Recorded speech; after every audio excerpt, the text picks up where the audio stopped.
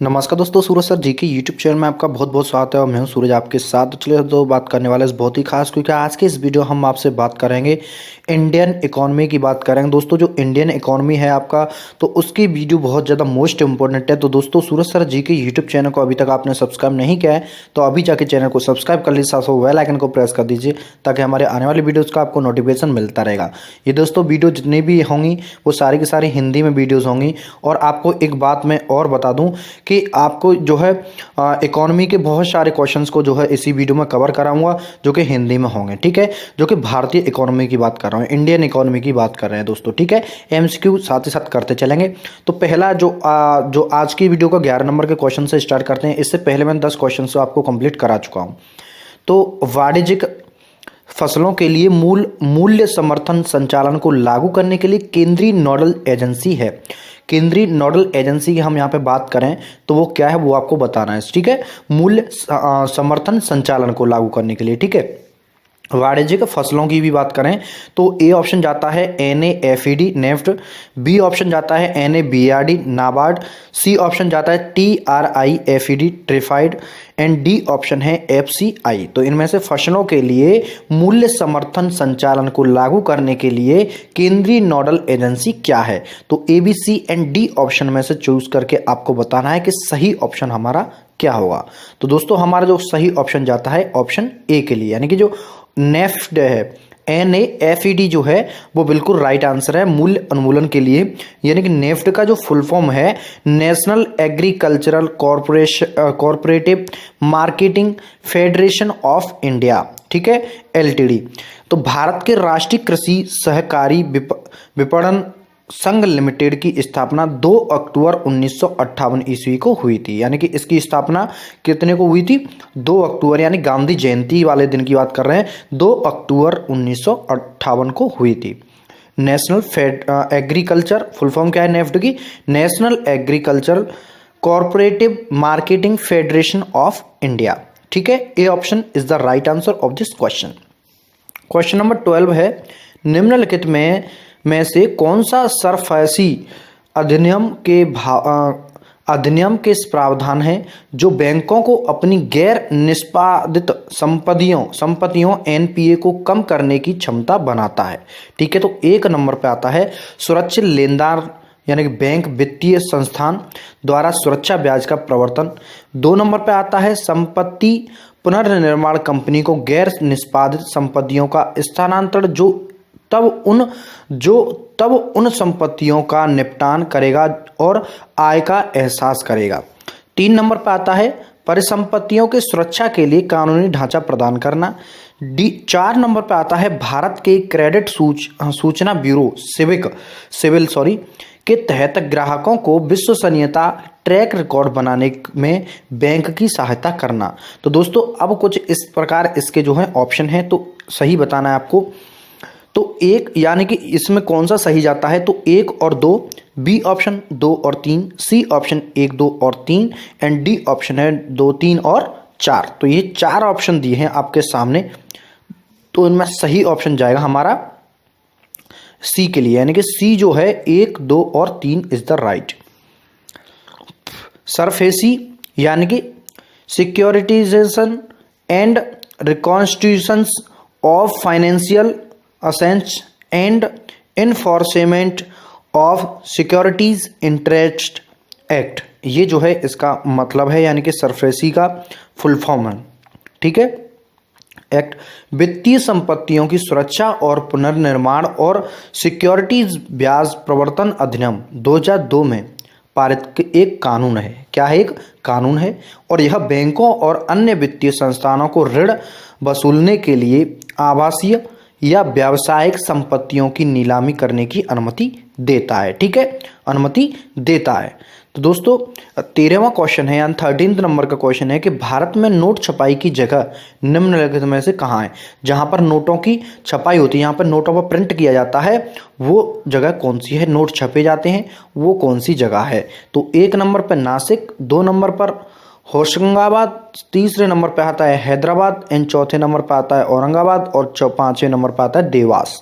तो इनमें से भारत में नोट छापने की जगह कहाँ है वो आपको बताना है। तो दोस्तों ए ऑप्शन जाता है 1 2 3 और 4, बी ऑप्शन जाता है 1 2 3 और 5, सी ऑप्शन जाता है 2 3 4 और 5। तो डी ऑप्शन आपका यहाँ पर है 1 2 3 4 5। तो दोस्तों इन 4 ऑप्शनों में से आपको बताना है कि हमारा जो भारत में जो नोटों की छपाई की जाती है वो कौन कौन सी जगहों पर यानी कहाँ पर की जाती है। तो A B C and D option में से आपको बताना है। तो गाइस उसका आंसर जो है कमेंट बॉक्स में था। एंड 14वां नंबर आपका क्वेश्चन है, व्यवहार्यता गैप फंडिंग योजना VGF के संबंध में निम्नलिखित में से कौन सा कथन सत्य नहीं है। VGF के संबंध में जो है कथन सत्य नहीं है, वो आपको बताना है कथन। तो ए ऑप्शन जाता है VGF के तहत केंद्र सरकार सार्वजनिक निजी साझेदारी PPP मोड में लागू होने वाली परियोजना की पूंजीगत लागत का 20% तक मिलती है। बी ऑप्शन है इस योजना को वित्त मंत्रालय द्वारा प्रशासित किया जाता है। सी ऑप्शन VGF के लिए पात्र क्षेत्र बुनियादी ढांचे यानी स्वास्थ्य को शिक्षा है।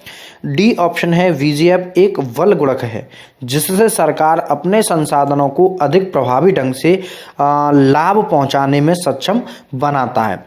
तो इनमें से VGF क्या है या उसके संबंध में VGF के संबंध में सत्य नहीं है कथन, वो आपको बताना है। तो करेक्ट आंसर हमारा जाता है सी ऑप्शन।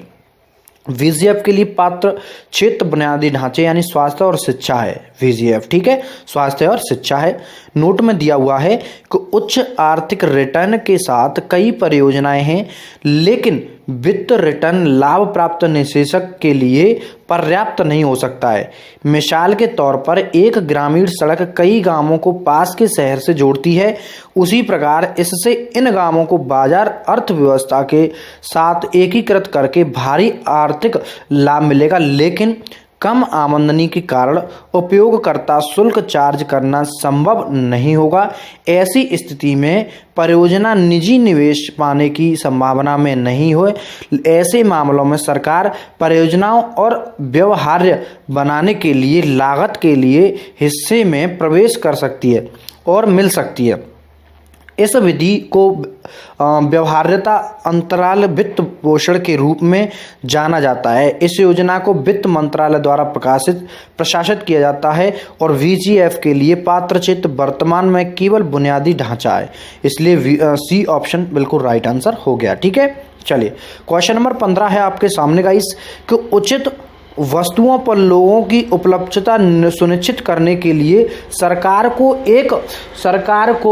एक आवश्यक वस्तु के रूप में एक वस्तु घोषित करने के लिए आवश्यक वस्तुओं अधिनियम 1955 EC अधिनियम के तहत शक्तियां प्रदान है। इस अधिनियम के अंतर्गत कौन से माल आते हैं, यानी कि इस जो अधिनियम में कौन कौन से माल जो है इसके अंडर में आते हैं।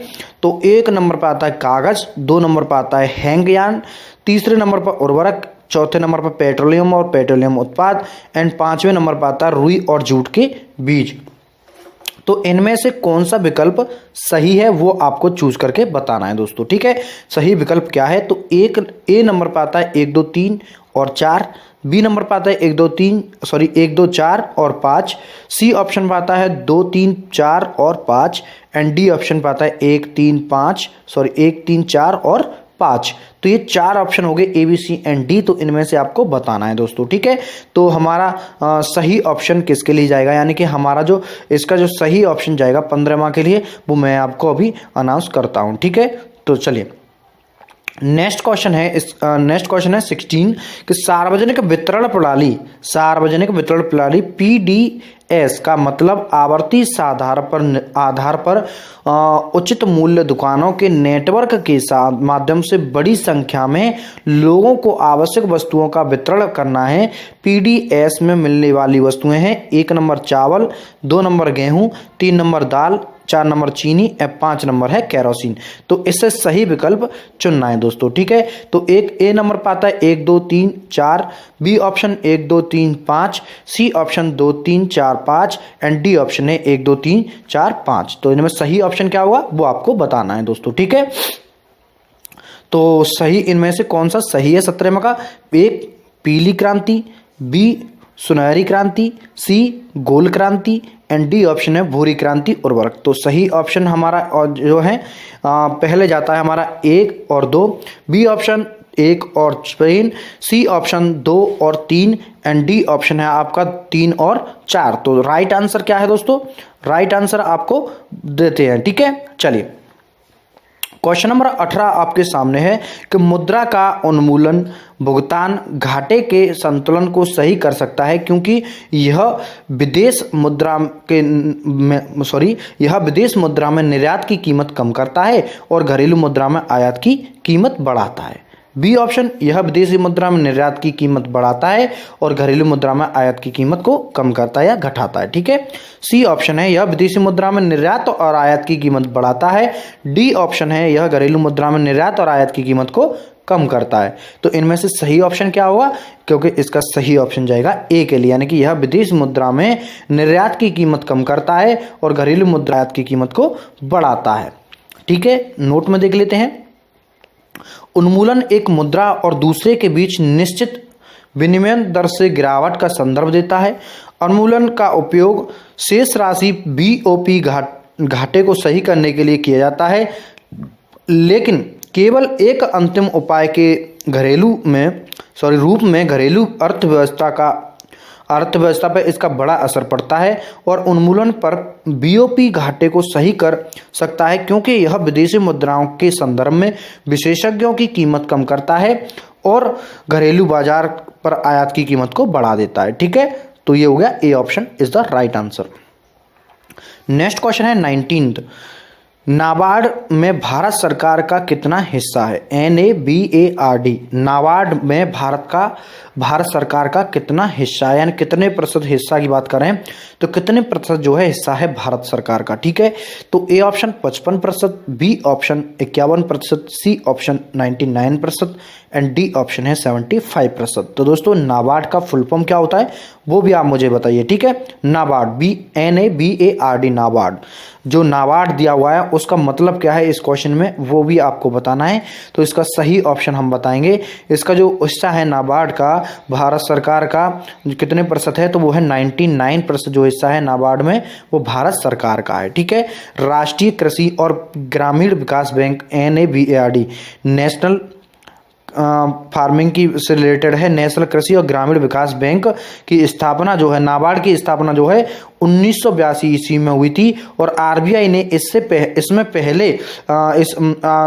आरबीआई ने इसमें अपने शेयर बेच दिए गए और अब इसमें भारत सरकार का 99% हिस्सा है और यह कृषि